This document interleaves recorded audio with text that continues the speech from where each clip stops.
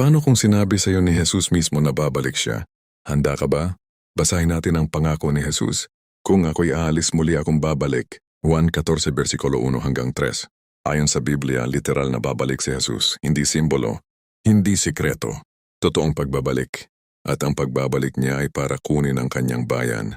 Kahit si Enoch palang ipinangaral na ito. Narito, dumarating ang Panginoon. Judas 1 versikulo 14. Ibig sabihin mula pa noon may warning na ang Diyos sa mundo. Hindi aksidente ang second coming.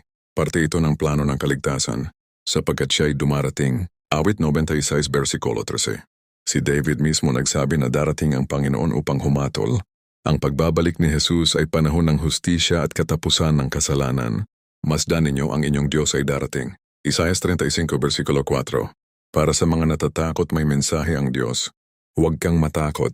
Kapag bumalik si Jesus wala nang sakit, iyakan o kamatayan. Darating siya kasama ang kanyang mga banal. Unang Tesalonica 3 versikulo 13, babalik si Jesus kasama ang mga anghel ng langit at makikita siya ng bawat mata.